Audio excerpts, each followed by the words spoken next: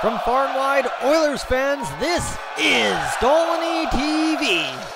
This is Dolynny TV, and welcome back to another edition of Edmonton Oilers discussion here on the channel. I'm Tyson to take you through it.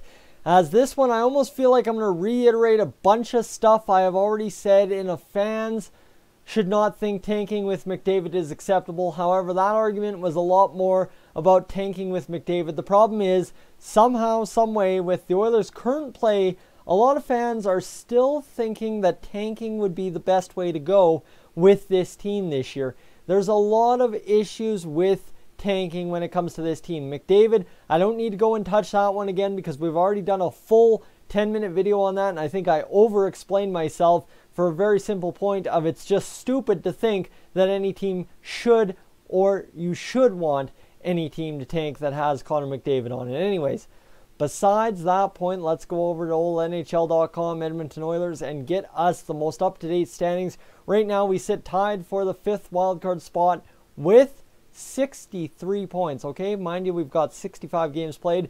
The team ahead of us, the Arizona Coyotes in 4th, have 67 points in 64 games played. And then you've got Colorado and Minnesota both with 68 points, 64 and 65 respectively. So there's a lot to be made of where are these teams going to finish in the standings. Well, right now, Los Angeles is the worst team in the West, and they've got 56 points. You go over to the East, and there's actually 3 teams right on that bubble of 58, 59, 55, 49, right? So 58 for the Devils, 55 for the Detroit, 49 for the Ottawa Senators. Then it goes 56, 57, Vancouver 63, 63, Oilers 63, Chicago. So right now there's what, 4, 5, 8 teams really competing for those. Well, you can throw the Rangers in there. 9 teams really strongly competing for what is worst in the league. The Oilers are in that mix. However, I don't buy it because we're a lot more in the mix for a playoff spot, right, by 5 points, depending what Minnesota does tonight, depending what Colorado does tomorrow, depending what Arizona does tonight against Detroit, in comparison to a team of guys like the Ottawa Senators and the Detroit Red Wings. So why right there we would, oh man, you know what, we might as well just throw it in the crapper and might as well just not try and get the top pick and go. Well, that solves nothing, okay? So the mentality that a top pick in this year's draft would solve something for the Oilers. There's a possibility, yes, that it could because of something else I'm going to mention down the road here in this video. But the number one reason I don't think this solves anything is what sense does an Oilers fan have that a number 1 overall pick is going to help this team? What sense does that make? Connor McDavid can't do it. Ryan Nugent-Hopkins can't do it. Taylor Hall couldn't do it. Nail Yakupov certainly didn't do it. So seriously, what faith should any of us have in the ideal and the thinking that, hey, you know what? Another top pick would definitely help us win. It solves nothing because you bring in another young kid who's talented, who's got potential, who's going to play well in the NHL if he develops right. But under the old Oilers mentality, you're forcing him into a top-line role first thing and expecting huge results as soon as he steps on the ice. If he doesn't score a goal in that first game, oh my God, the sky's falling. What the hell? We picked a dud. That's kind of the panic mentality that a lot of Oilers fans have. They cheer for the first overall pick in the tank, and then they're upset when he doesn't score in his first game. I just don't understand how after doing that 4 times, you can think, oh yeah, it's going to solve something for us the 5th time around. It really doesn't. Okay? So for the Oilers, a top pick doesn't solve anything. What really solves things for the Oilers is trading some contracts in the offseason, getting a top 10, 15, 16 pick, whether we squeeze into the playoffs as the last seed or we squeeze just out of the bubble by 2 or 3 points. If we're in the 10 to 16 round of draft, we'll be fine. Honestly, Evan Bouchard fell to us. Every year there's somebody that's going to fall that we can pick up and will be a good player if we develop him. Look, Evan Bouchard's going to be a good player because we didn't force him to play a full season in the NHL his rookie year. Of course, we shouldn't even have had him play any games in the NHL this year. However, of course, with Sekera injured, Okay, we make the excuses, and here's our top pick from last year's draft playing in the NHL. Well, oh my goodness.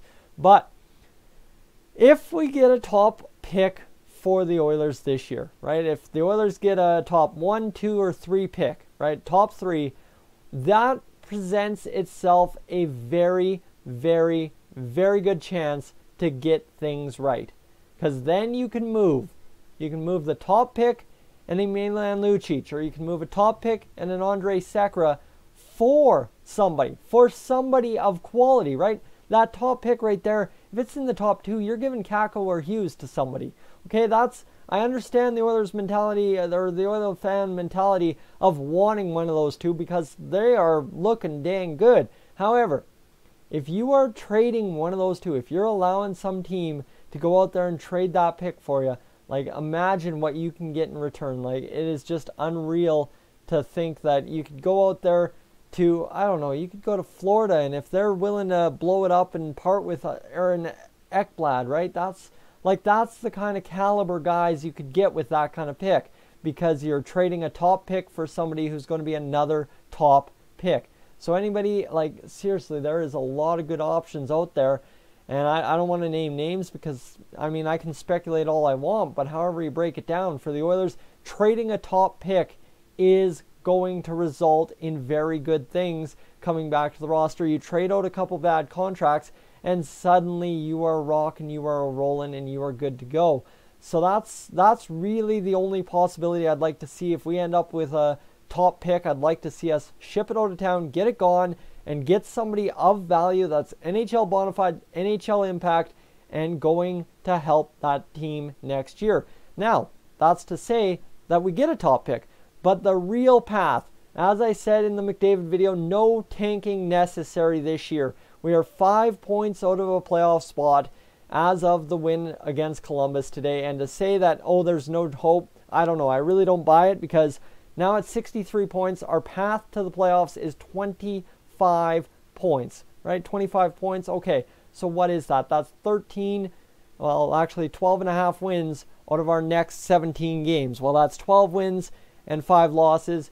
Hopefully somebody else loses, and okay, now you've got 87 points. So 87 points is seeming like a real possibility for this team. You literally only have to win 2 extra games, then a 2-to-1 ratio wins to loss. And for the way this Oilers team has played the past couple of weeks, right? This stretch since the Arizona Coyotes game that we took to a shootout when Connor McDavid was sick. So you go 4-0 against Columbus today. Then you go back to the history. You've got Ottawa 4-2, the crapper game that was 6-2 Toronto. Nashville 3-2 in a shootout. Guys, we could have so used those points, but we didn't have McDavid to finish. Edmonton, Anaheim, 2-1 win for the Oilers. 4-3 for the Oilers over the New York Islanders, and 3-2 for the Arizona Coyotes in a shootout. So you hear me out of this. Arizona, 1 point. 2 points against New York. 2 points against Anaheim. 1 point against Nashville. 2 points against Ottawa. 2 points against the Columbus Blue Jackets. Okay, look at this. 10 points on my hands in a total of 7 games played. That's huge, considering we've only missed a total of 4 points. So you play that kind of hockey the rest of the way home. You go 10 points to 4 points lost, and we are going to be talking a lot of good chances to make the playoffs down the stretch, depending what the other teams do. So to sit here and have the mentality that, oh man, the Oilers should tank, get another high pick, and solve this within a season, guess what? Unless you move the contracts, unless you do this, unless you do that, a high pick means nothing to this team. And drafting another kid just into the failure that is the Edmonton Oilers makes absolutely no sense to me. So to wrap it up, a high pick, not a good idea. Going for the playoffs now and hoping the best for your team you cheer for definitely is the high road to take at this point. So guys, let me know your thoughts in the comments section down below. As always, make sure to hit that subscribe button. Don't want to miss another one of me going off like this. And I will catch you guys in the next one for, well, tomorrow some more discussion, and then Monday a hopeful live stream against, who are we playing Monday? See, I'm already missing this. Who are we playing Monday? Look at me go. I'm flabbergasting myself. The Buffalo Sabres. There we go. Sorry. Lost myself for a second. I'm Tyson, this is Dolynny TV. Like I said, I am now up on out of here.